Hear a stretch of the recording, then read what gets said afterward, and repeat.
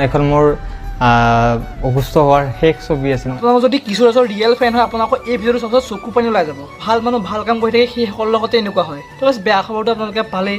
তো মানে বেয়া খবৰটোৰ ওপৰত মই একো কথা নকওঁ। তো আজি মই আপোনালোকক কিশোৰৰ এটা আগৰ ভিডিঅ' দেখাম যিটো মানে মৰাৰ মানে মৃত্যুৰ কেইদিনমান আগত যিটো অৱস্থা হৈছিলে মানে। তো ভিডিঅ'টো চব আপোনালোকক সঁচাই কৈছোঁ চকু পানী ওলাই যাব আপোনালোকৰ। তো ভিডিঅ'টো চাই থাকক, মই দেখাই আছোঁ।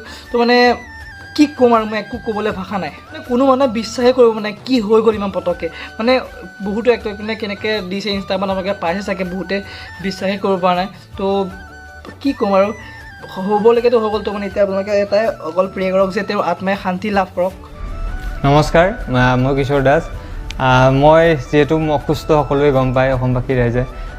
মই যে আৰু এইকাৰণে মোৰ ট্ৰিটমেণ্ট চলি আছে বম্বেত, আৰু চিনেমাখনৰ প্ৰমোচনত মই অলপ নিজে থাকিব পালে নিজক সঁচাকৈ সুখী হ'লোহেঁতেন। আপোনালোকৰ লগত ডাইৰেক্টলি এটাত হ'লো হয় বা সকলোকে লগ পালে ভাল লাগিলেহেঁতেন। কিন্তু আজি মই বিশেষ অসুবিধাৰ কাৰণে আপোনালোকৰ মাজত আজি নাই। কিন্তু একো নাই, আপোনালোকে চিনেমাখন চাব, কাৰণ এইখন মোৰ অসুস্থ হোৱাৰ শেষ ছবি আছিল, মানে লাষ্ট চিনেমা কৰিছিলোঁ এইখন।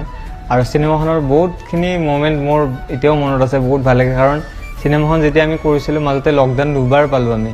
সেই লকডাউন তেতিয়া খুব পেটৰ বিষ আছিলে জাপিন দিয়াৰ সময়ত।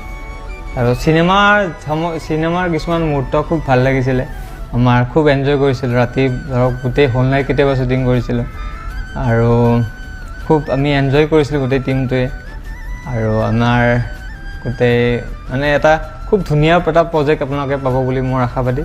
এইটো তেওঁ চিকিৎসাধীন হৈ থাকোঁতে যিটো কৰা ভিডিঅ' আছিলে, তো মানে গম পাই চালেই চাগে। তো যিটো মেইন ভিডিঅ'ৰ লিংক মই আপোনালোকক ডেছক্ৰিপশ্যনত দি দিছোঁ। তো ফুল ভিডিঅ'টো আপোনালোকে চাই যদি চাব মন আছে।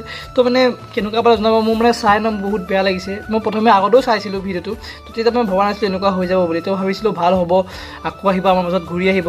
তো কিন্তু নহ'লে, বহুত বেয়া লাগিলে কথাটো শুনি। তো গাইজ ভিডিঅ'টো চালে যদি ভাল লাগিছে, আপুনি যদি তেওঁৰ ৰিয়েল ফেন হয় ন, ছাবস্ক্ৰাইব কৰি দিয়ক। মোৰ ঠিকে হ'বলৈ বেছি দিন নালাগে। তো আজিৰ কাৰণে ইমানেই। তো বাই বাই গাইজ।